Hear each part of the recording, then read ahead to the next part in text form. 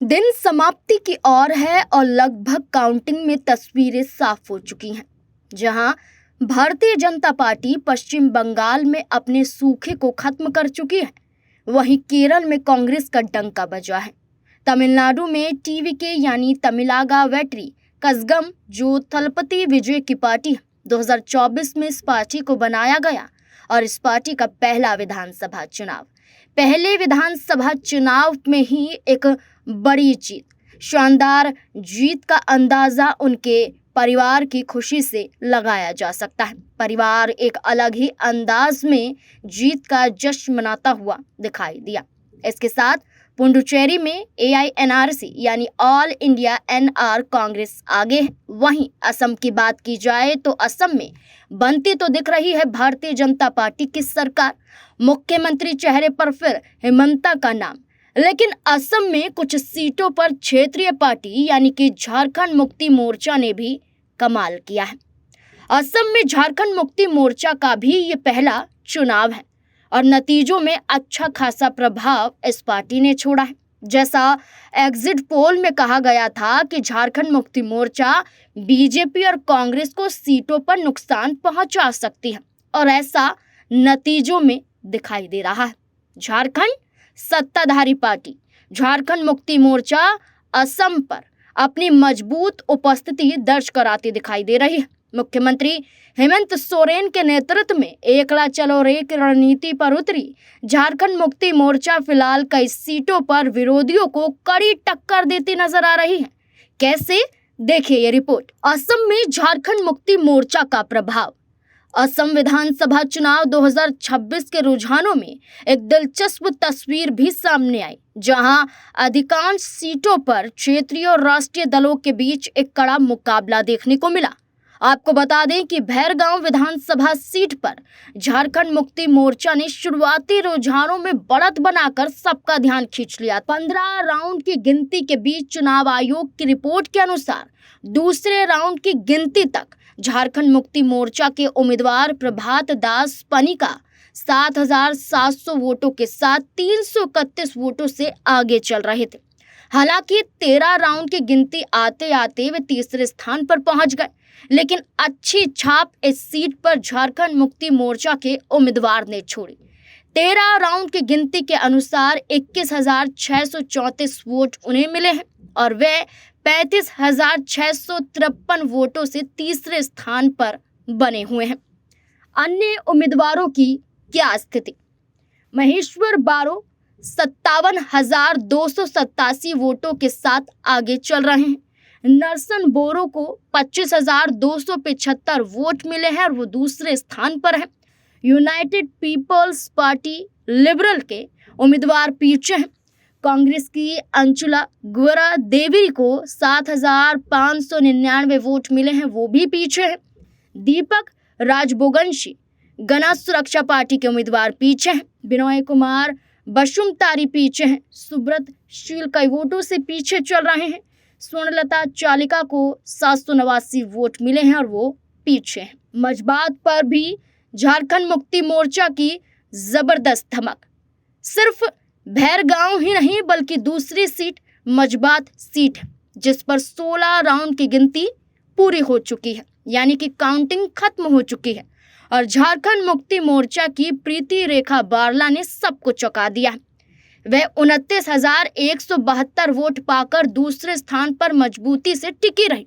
वे अपने निकटतम प्रतिद्वंदी 55,540 वोटों से पीछे रही।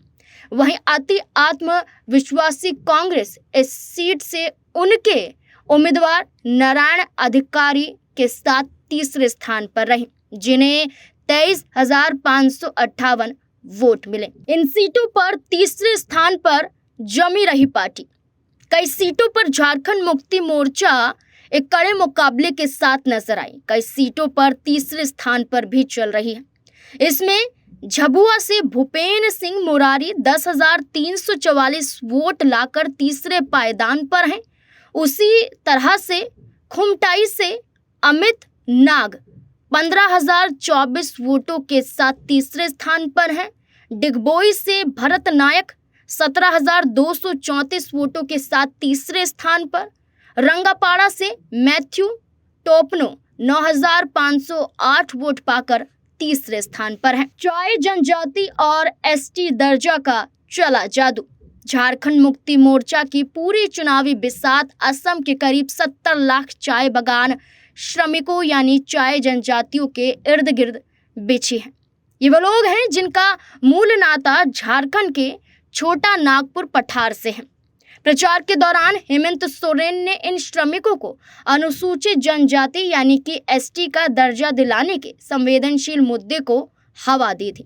पार्टी को उम्मीद है कि झारखंड से जुड़ा ये भावनात्मक कार्ड उन्हें असम में आने वाले वक्त में किंगमेकर की भूमिका में ला सकता है।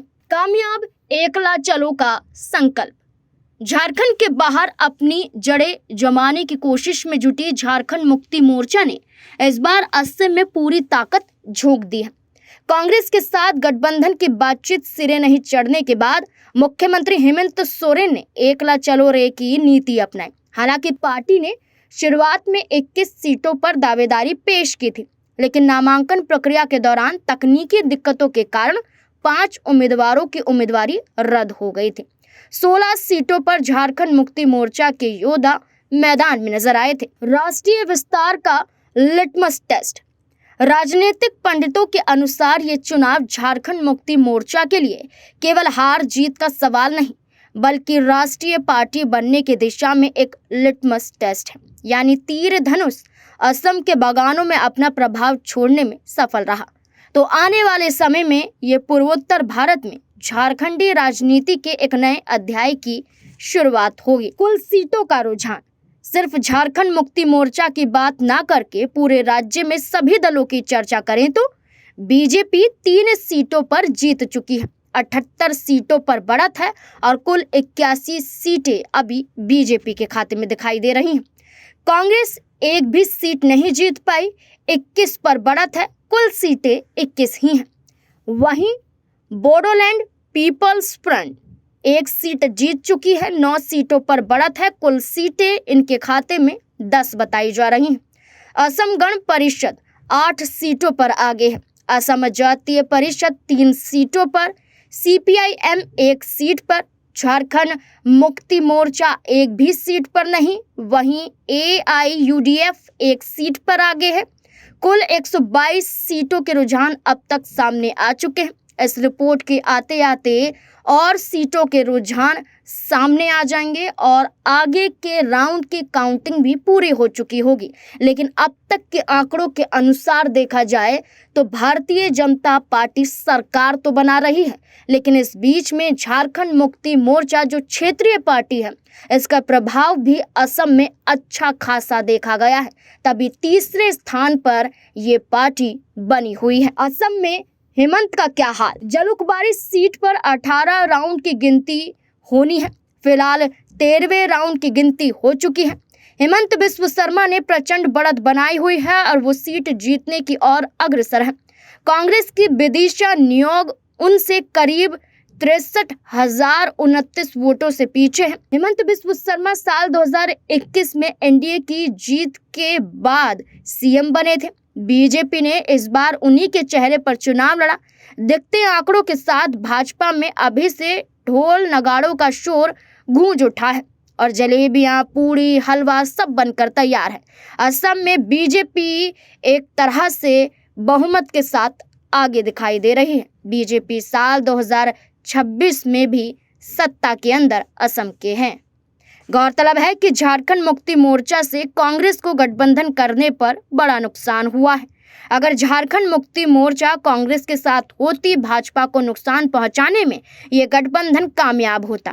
खैर, अब तो असम में भाजपा की सरकार बनने से कोई नहीं रोक सकता है और मुख्यमंत्री हेमंत बिस्व शर्मा ही होंगे।